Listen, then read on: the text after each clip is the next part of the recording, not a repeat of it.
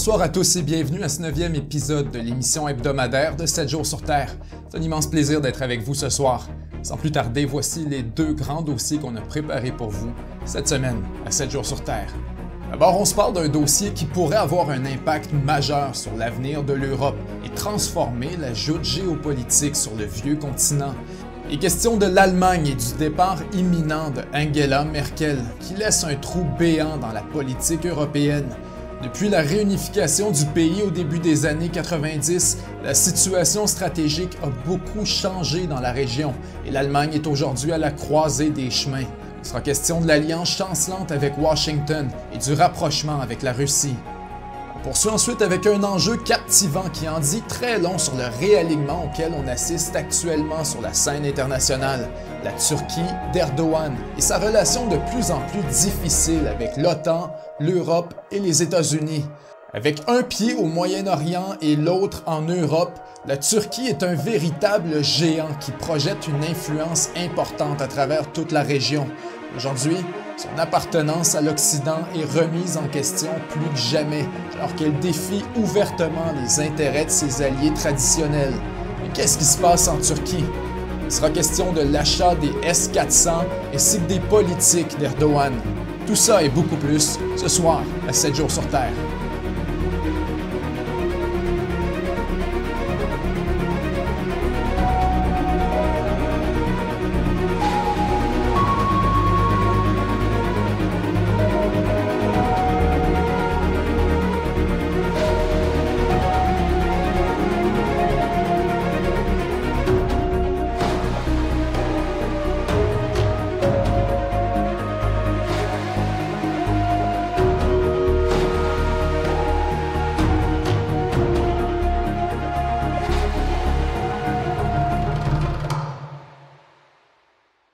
Alors bonsoir tout le monde et bienvenue à ce 9e épisode de 7 jours sur Terre présente. Allons-y immédiatement avec les deux grands dossiers qu'on a préparés pour vous cette semaine. On dit souvent que les États n'ont pas d'amis, qu'ils n'ont que des intérêts. C'est une manière d'illustrer qu'il n'y a aucune alliance qui est éternelle et qu'à mesure que les intérêts stratégiques évoluent, c'est aussi les relations internationales qui sont appelées à s'adapter. Et aujourd'hui, on se parle d'un pays qui est justement au beau milieu d'un grand réalignement qui pourrait s'accélérer dans les prochaines années. Il est question bien sûr de l'Allemagne. Parce que depuis la fin de la guerre froide, les États-Unis sont des alliés traditionnels de l'Allemagne. C'est largement aligné avec l'Europe et le reste de l'Occident. Il faut se rappeler que pendant des décennies, de 1949 à 1990, l'Allemagne a été divisée en deux, avec l'Est du pays sous influence soviétique et l'Ouest sous influence américaine. Quand l'Union soviétique finit par s'effondrer, l'Allemagne va être réunifiée et on en fait un pays résolument occidental, sous influence américaine, mais aussi européenne. Et sur le plan géopolitique, les choses sont restées largement les mêmes pendant les 20 premières années de la réunification. Il faut savoir qu'au tournant des années 90 jusqu'au début des années 2000, le monde était au beau milieu d'une période remarquable de paix stratégique où aucune puissance mondiale pouvait vraiment oser défier la domination des Américains. D'un côté, vous aviez la nouvelle fédération de Russie qui, militairement, était à plat ventre après la chute de l'URSS. En plus d'être en crise économique, la Russie n'avait pas vraiment de leader fort sur le plan politique. Ensuite, vous aviez la Chine, qui était encore loin d'être sur le radar de qui que ce soit, à part pour certains analystes vraiment avant-gardistes. La Chine était une économie presque insignifiante qui, militairement, n'avait pas la capacité de menacer qui que ce soit. Donc pour l'Allemagne des années 90 et 2000, le contexte était assez facile à lire. Premièrement, les industries allemandes dépendent des exportations. Donc, pour que l'économie fonctionne, il faut que les marchés internationaux soient aussi ouverts que possible. Et c'est pour ça qu'à ce moment-là, la meilleure option, c'était clairement l'Europe, puisque ça permettait d'ouvrir les frontières de beaucoup de pays voisins qui pourraient acheter des produits allemands sans payer de tarifs aux douanes.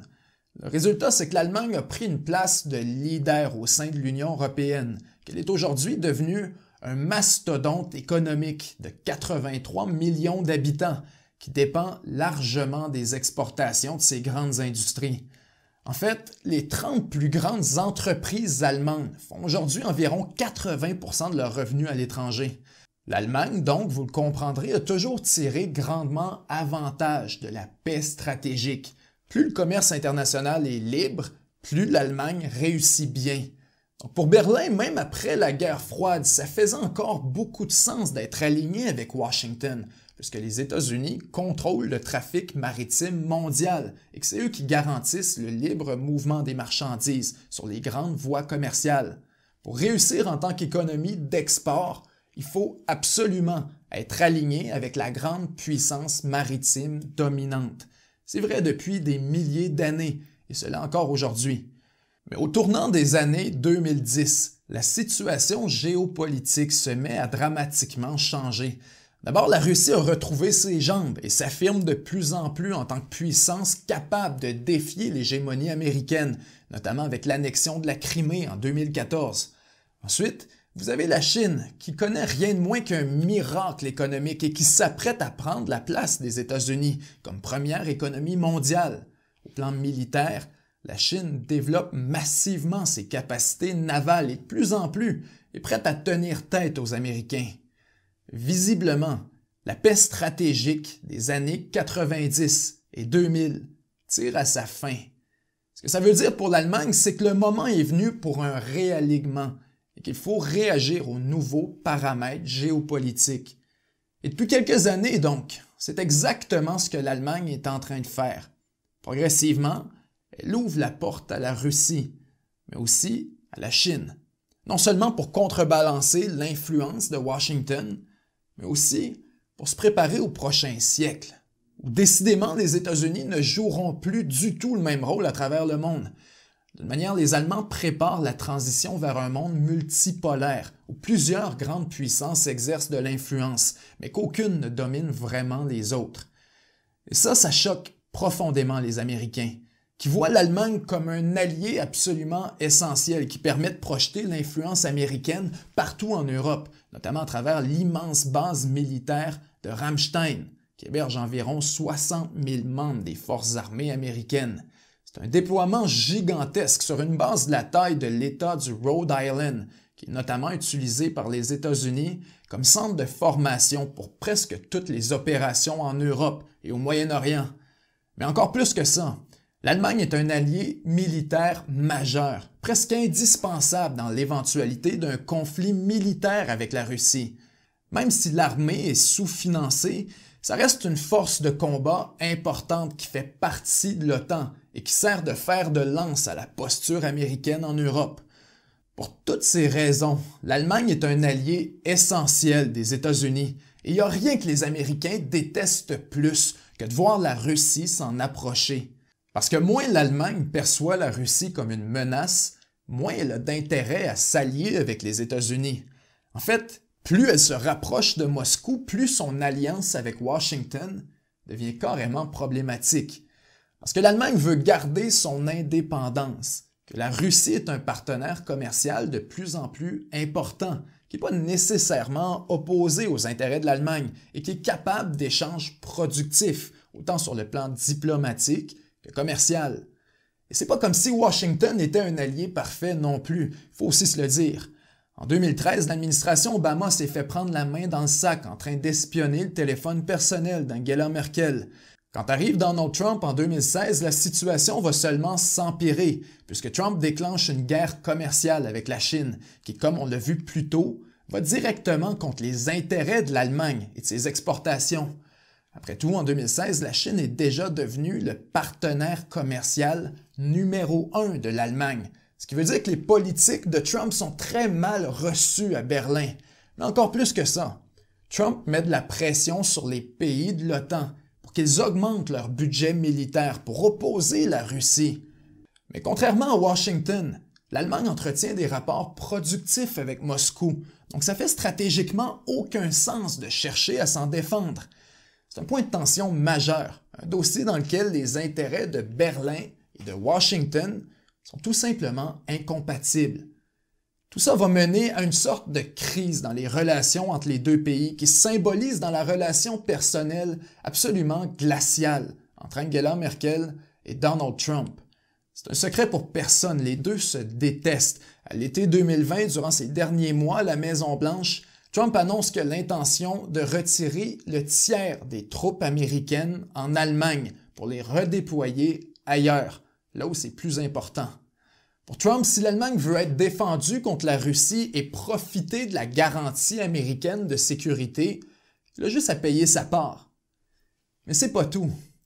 Trump reproche justement à l'Allemagne de s'être trop rapprochée de la Russie et même d'en être devenue dépendante à travers l'importation du gaz naturel.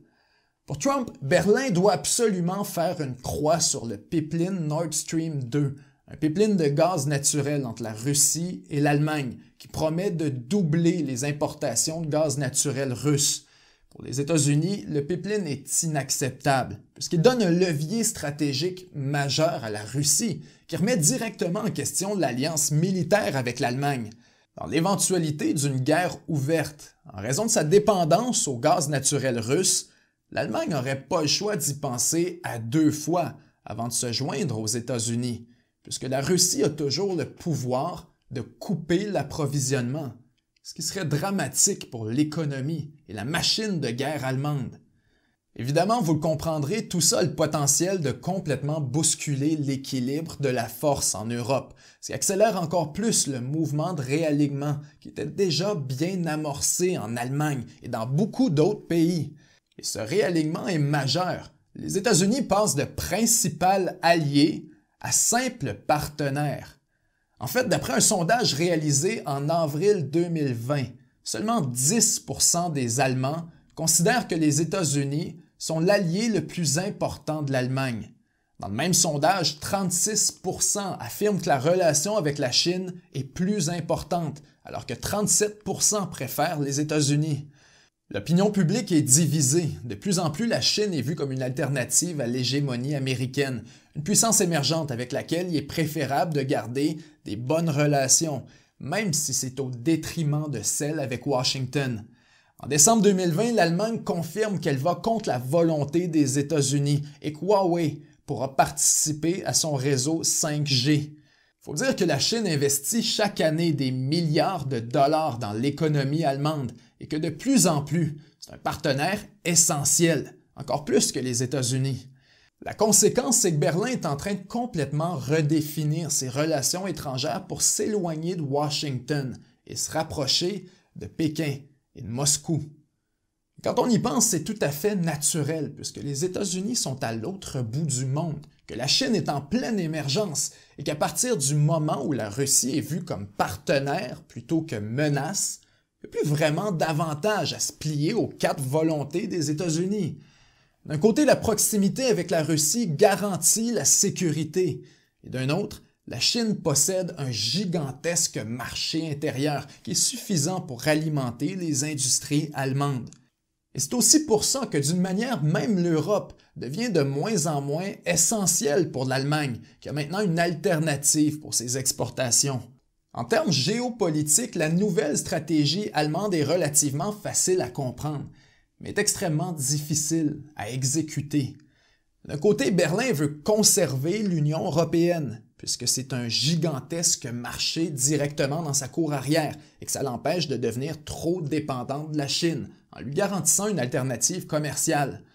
D'un autre, l'Allemagne veut se rapprocher de la Chine, qui inversement est une alternative à l'Europe et la prochaine grande puissance maritime dominante.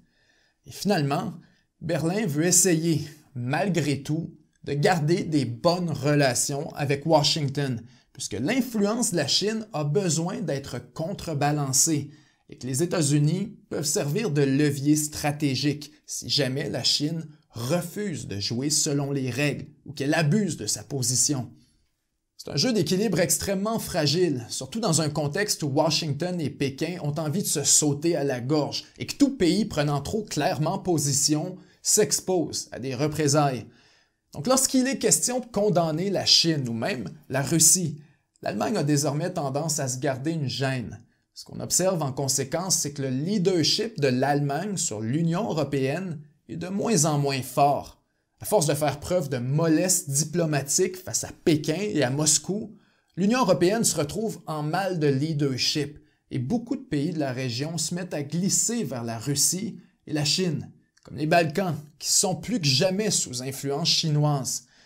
Et cette crise de leadership vient créer une opportunité pour la France, qui émerge désormais comme leader potentiel de l'Union européenne, de par sa proximité avec Washington et son opposition à Moscou.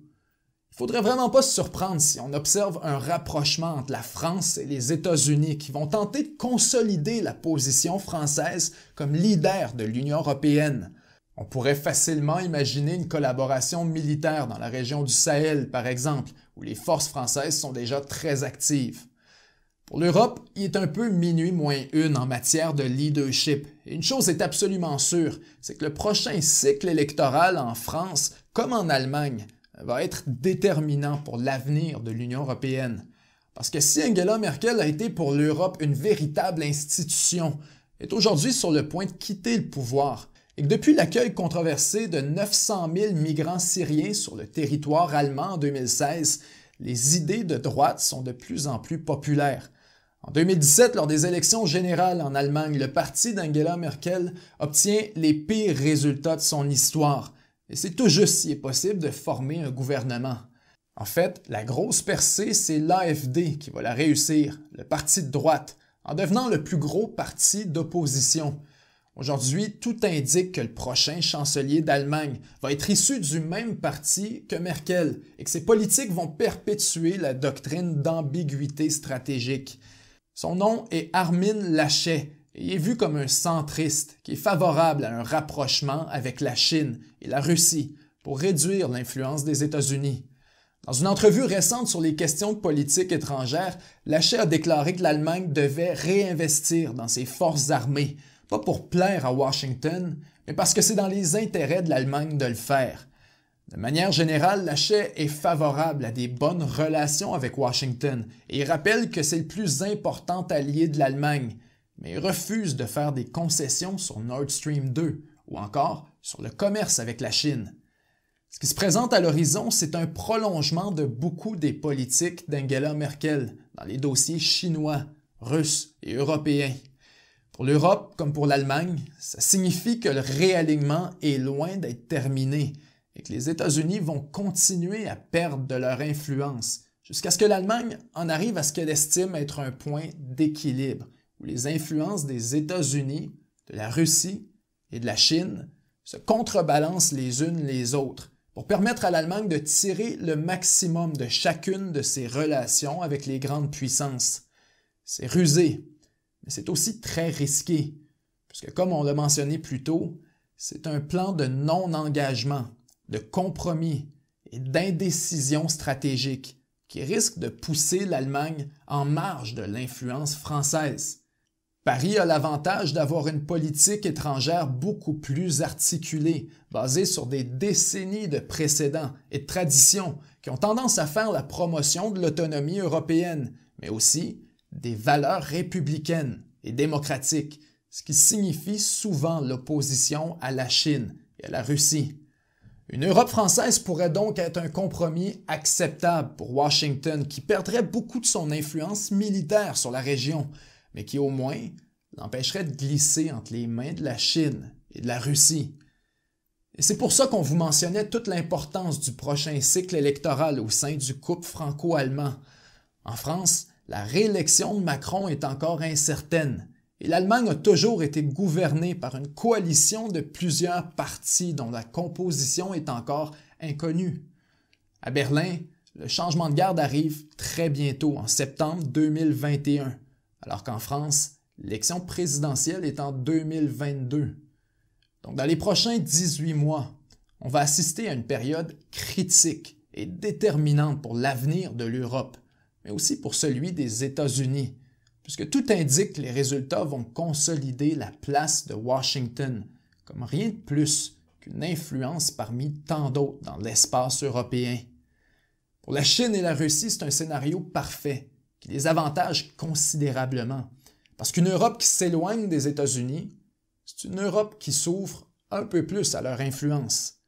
Même si les gouvernements à Paris et à Berlin ne sont pas nécessairement gagnés d'avance et qu'ils ont leur propre réticence face à la Chine et à la Russie, il devient au moins possible de négocier et discuter avec eux sans s'inquiéter de l'intervention ou de l'influence de Washington.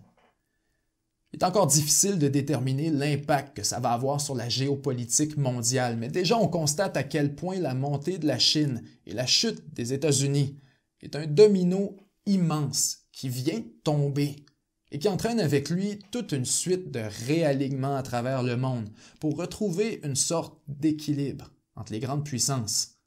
Pour le moment, on peut seulement assister à la danse et espérer que tout le monde aura trouvé sa chaise lorsque la musique va finalement s'arrêter.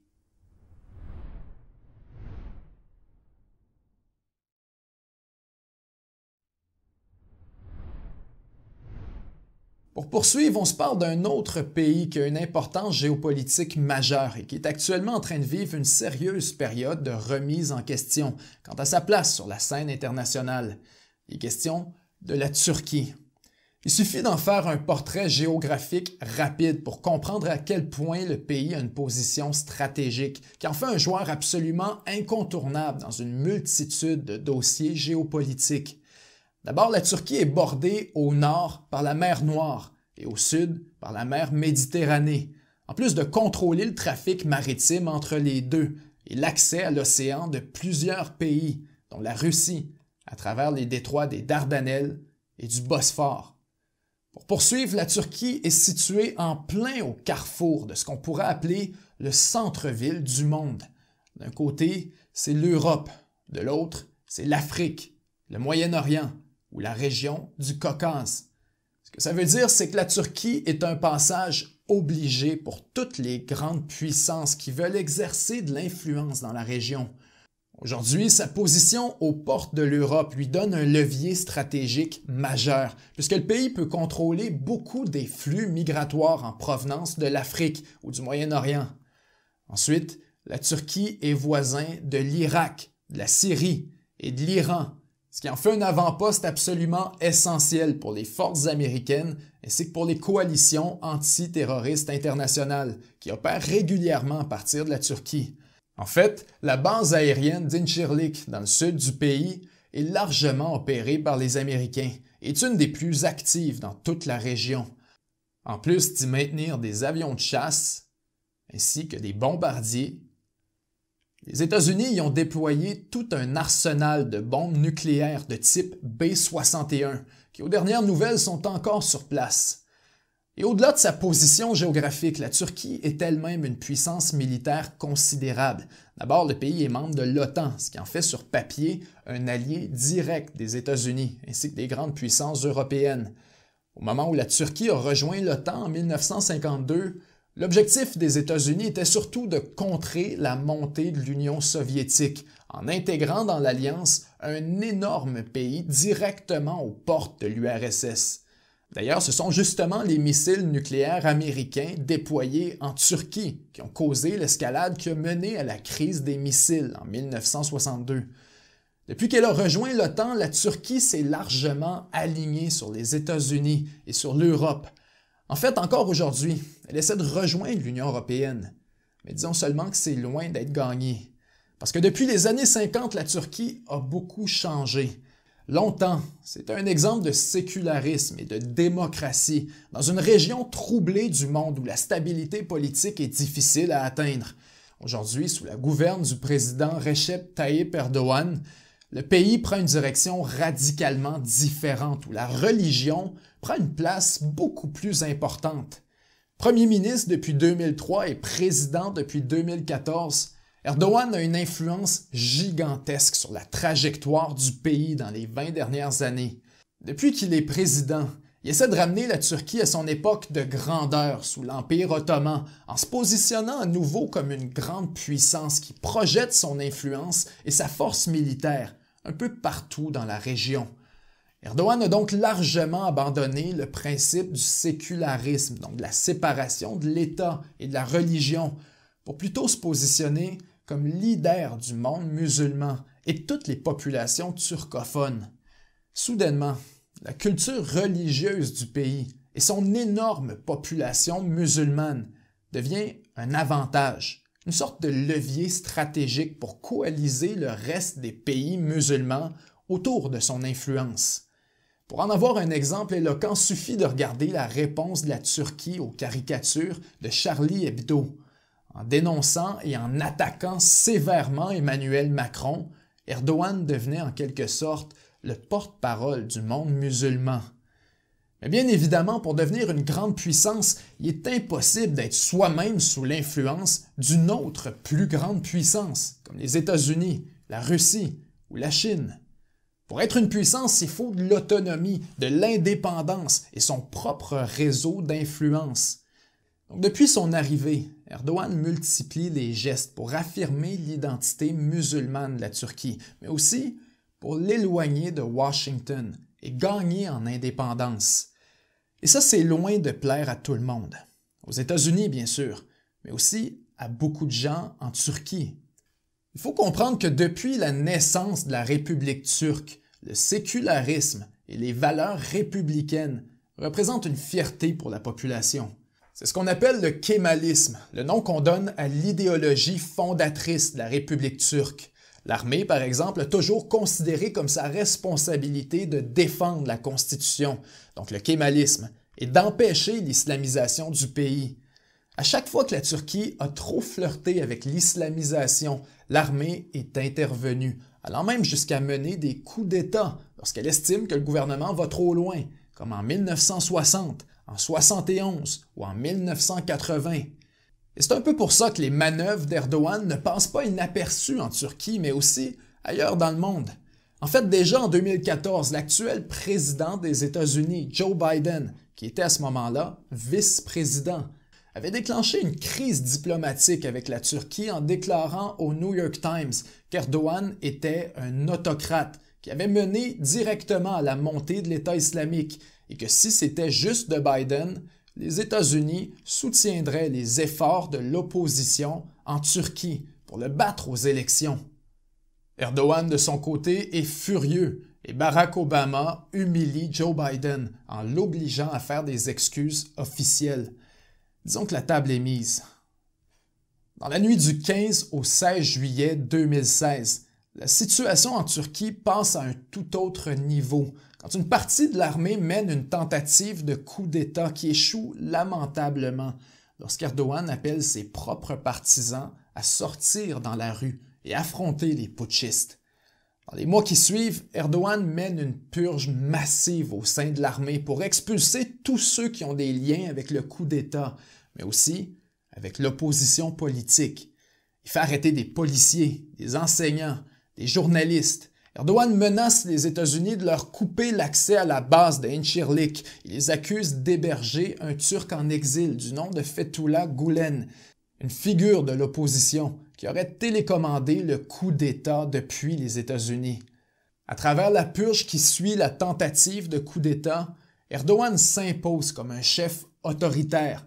La Turquie accélère sa course vers l'islamisation ainsi que son rapprochement avec la Russie. C'est un peu le point tournant qui a marqué le début de la détérioration majeure des relations entre la Turquie et les États-Unis, qui culmine aujourd'hui devant nos yeux.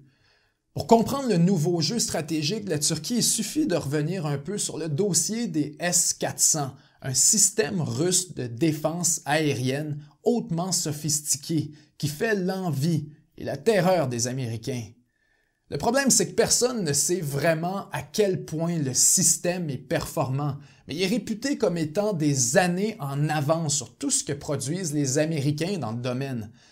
En déployant des S-400 sur son territoire, un pays se trouve à repousser les avions les plus furtifs qui ont de la difficulté à échapper au système. Vous comprendrez que ça en fait un enjeu géopolitique majeur parce qu'une nation qui déploie des S-400 peut essentiellement fermer son espace aérien et abattre n'importe quel avion qui violerait ses frontières, qu'il soit furtif ou pas. Et la furtivité, c'est justement le panier dans lequel les Américains ont mis tous leurs œufs lorsqu'ils ont développé le F-35, qui est supposé être un avion pratiquement invisible au radar, et qui aujourd'hui est sérieusement embarrassé par la présence des S-400. Parce que puisque personne ne sait vraiment à quel point le F-35 est furtif, et que personne ne sait vraiment non plus à quel point le S-400 peut nullifier cet avantage, on se retrouve devant une sorte de zone grise qui joue autant à la faveur de Moscou que de Washington. Parce que pour les États-Unis, le F-35 est un programme gigantesque qui en fait le système d'armement le plus dispendieux de toute l'histoire, un produit vendu partout dans le monde aux alliés des États-Unis. S'il fallait demain matin que quelqu'un démontre hors de tout doute que les F-35 sont caducs face aux S-400, ce serait rien de moins qu'une catastrophe géopolitique pour les États-Unis. Mais pour la Russie, c'est un peu le même problème. Si les Américains peuvent récolter des informations précises sur les capacités du S-400, ça veut dire qu'ils peuvent s'adapter en modifiant leur tactique. Et c'est pourquoi les Russes sont typiquement réticents à vendre et à déployer les S-400 dans des pays étrangers. C'est une véritable partie de poker où tout le monde essaie de garder secrètes les cartes qu'il a en main jusqu'à ce que vienne le moment de les mettre sur table. Et c'est pour ça que lorsque la Turquie, un membre de l'OTAN, annonce en 2017 qu'elle s'est entendue avec la Russie pour acheter le fameux système S-400, c'est un véritable tremblement de terre politique. Et la nouvelle tombe comme une tonne de briques sur la tête de Washington. La Turquie, un allié, encore plus un pays qui participe activement au développement du F-35, serait sur le point d'introduire sur son territoire un des plus formidables adversaires de l'OTAN et du F-35 en matière d'équipement militaire. Il est difficile de décrire à quel point c'est un développement majeur. Au moment où on se parle, à part la Turquie, il y a seulement 2 pays dans le monde qui possèdent un système S-400 actif, la Russie et la Chine. Moscou a fait des ententes avec une poignée de pays, mais aucun autre système n'est actuellement déployé.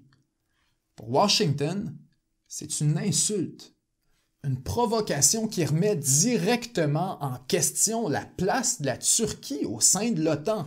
Selon les États-Unis, le S-400 ne peut pas être intégré au système de défense de l'Alliance et il met en danger la sécurité nationale de tous les pays qui opèrent les avions F-35.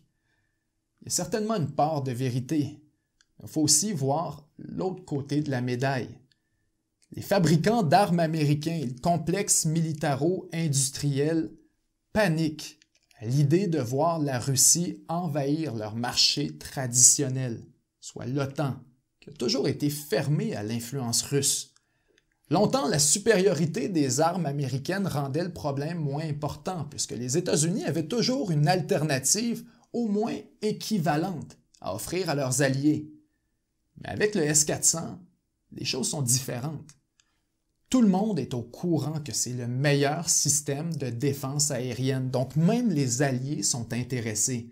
Et ça place Washington, qui a investi des dizaines de milliards de dollars dans le développement du F-35, dans une bien mauvaise position. Donc dès le début, les États-Unis ont tout fait pour empêcher que la transaction ait lieu et à chaque étape du déploiement du système, les Américains ont augmenté la pression sur la Turquie pour qu'elle abandonne le projet. À l'été 2020, un sénateur américain a même proposé que les États-Unis rachètent le système S-400 de la Turquie pour sortir de l'impasse. Ça vous donne une idée du désespoir à Washington. Et le S-400 est loin d'être le seul point de tension entre la Turquie et les États-Unis. En fait, c'est beaucoup plus la manifestation d'à quel point la relation s'est détériorée entre les deux que c'en est la cause. Parce que si la relation avec Washington n'avait pas été aussi mauvaise, jamais la Turquie aurait osé se procurer le S-400.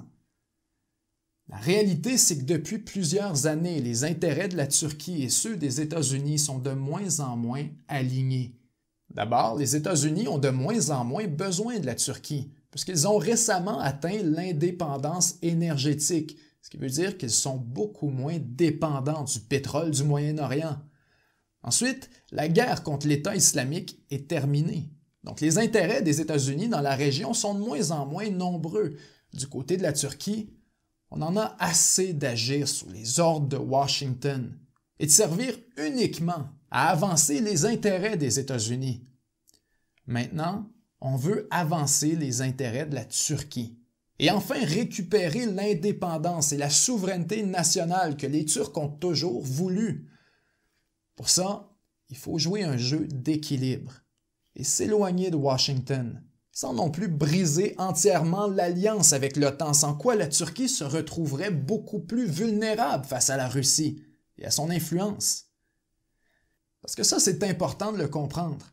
Même si la Turquie a réussi à mettre la main sur le fameux système S-400 de la Russie, ça ne veut pas dire pour autant que les deux sont des alliés, ou même que leurs intérêts sont compatibles. En fait, pour la Russie, la vente des S-400 est surtout un moyen de créer de la division au sein de l'OTAN, d'embarrasser publiquement les États-Unis et de bousculer l'équilibre de la force dans la région. La Russie n'est pas l'ami de la Turquie. Elle s'en sert seulement pour avancer ses propres intérêts. Si vous regardez le conflit du Nagorno-Karabakh, par exemple, les intérêts turcs et russes se sont retrouvés diamétralement opposés et se sont affrontés directement. C'est la même chose en Syrie, où la Russie appuie Bachar al-Assad, mais où la Turquie soutient des groupes d'opposition et occupe une partie du pays. Donc pour la Turquie, la solution, c'est loin d'être la Russie. La solution, c'est un équilibre entre les deux, qui permet de créer des zones grises où la Turquie peut avancer ses propres intérêts. Dans le dossier des S-400, par exemple. C'est très simple. La Turquie a calculé que jamais elle serait expulsée de l'OTAN, juste pour avoir acheté le système russe. Et là-dessus, il est possible qu'Erdogan ait absolument raison. Parce que c'est loin d'être clair comment un membre de l'OTAN pourrait être expulsé, qu'il n'y a vraiment aucun mécanisme qui existe pour le faire, et que même si on trouvait un moyen d'expulser la Turquie, ce serait une décision extrêmement irresponsable, et potentiellement même dangereuse.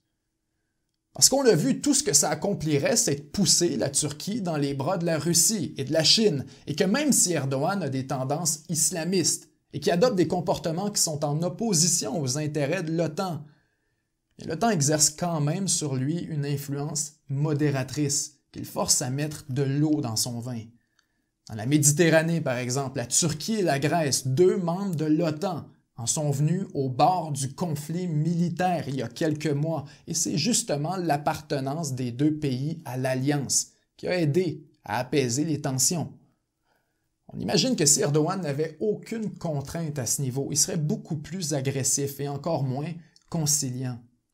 Ensuite, il ne faut pas ignorer que la Turquie est une puissance militaire considérable, qui sera un adversaire formidable et qui exerce une influence majeure dans toute la région.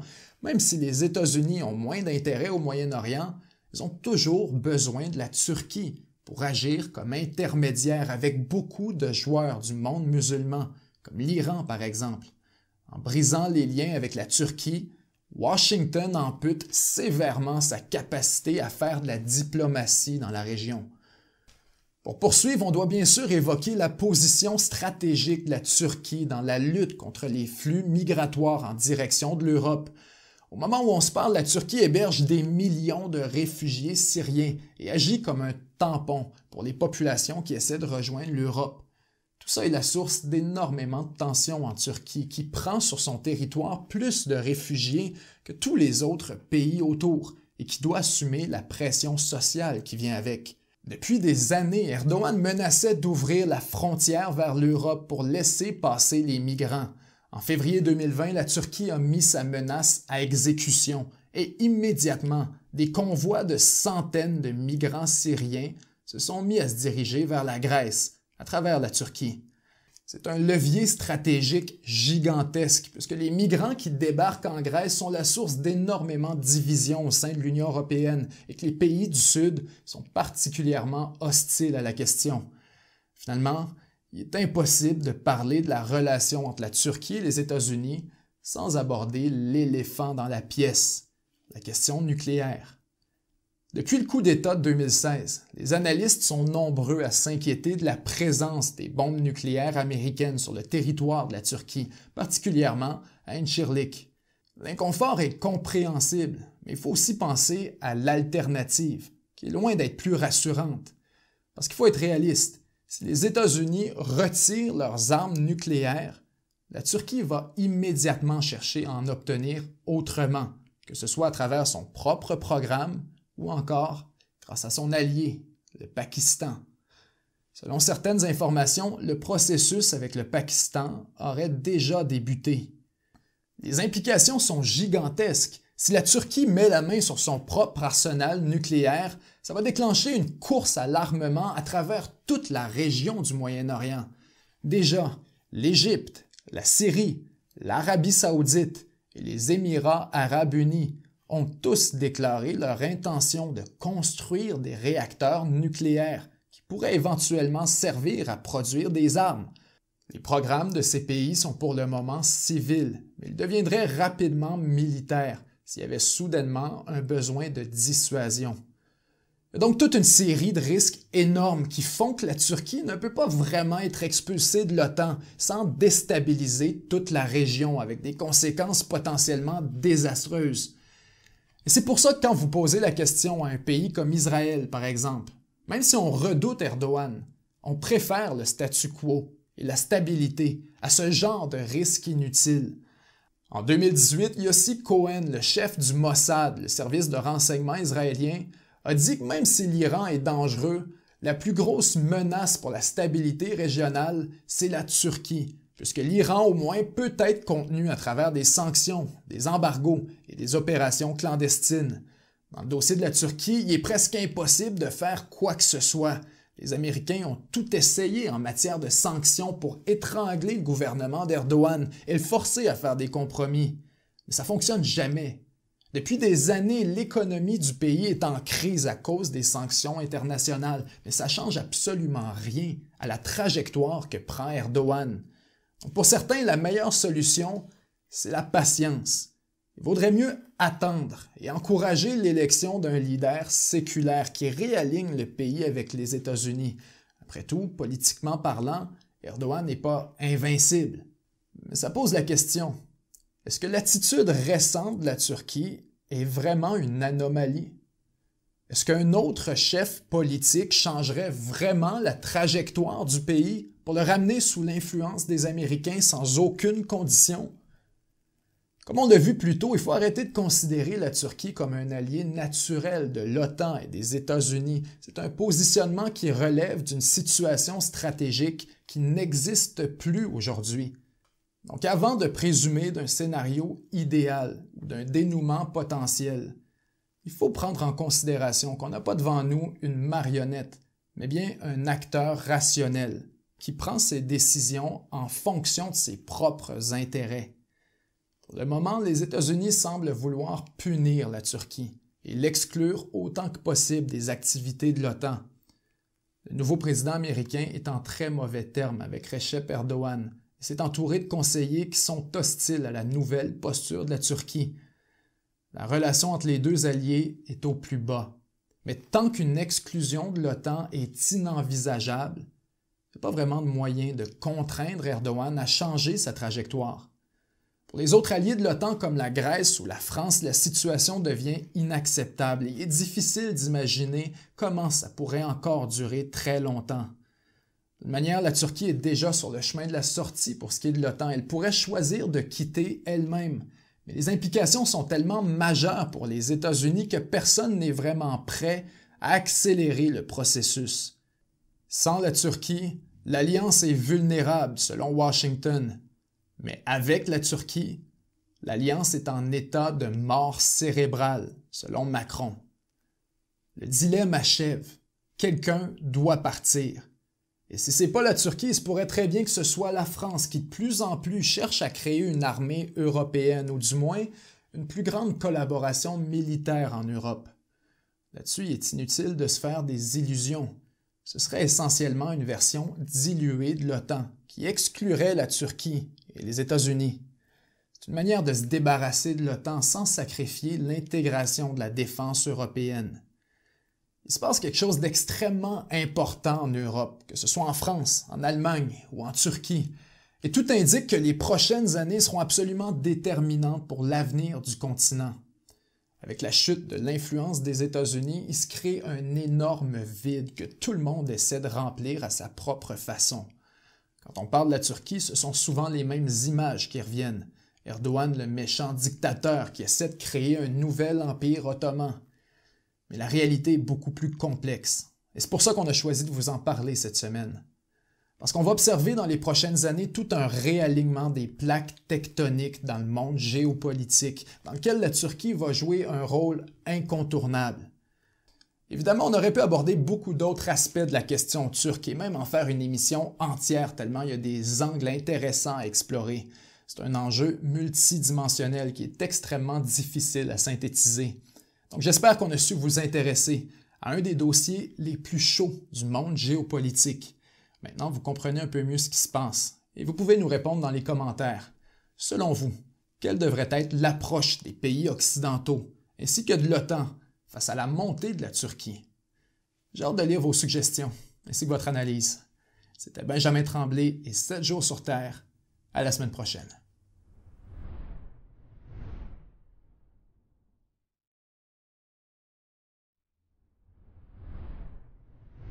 Alors voilà, c'est déjà tout pour notre émission de cette semaine. Je vous remercie 1000 fois d'avoir été là et si vous avez apprécié l'émission, je vous invite à nous donner une mention j'aime ou encore à vous abonner à notre chaîne pour rien manquer des prochains épisodes.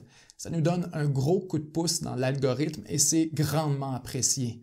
J'ai eu énormément de plaisir à travailler sur cet épisode et encore plus, comme d'habitude, à vous le présenter. C'était Benjamin Tremblay et 7 jours sur Terre. À la semaine prochaine. 7 jours sur Terre, c'est un média 100% indépendant qui est financé exclusivement par les contributions de ses membres exclusifs pour aussi peu que 99 sous par mois. En plus de permettre la production de cette émission, les membres exclusifs ont accès à une tonne de contenu qui leur est entièrement réservé, dont un segment complet de cette émission, ainsi qu'une revue de presse à chaque semaine où on revient sans script sur les grands dossiers d'actualité.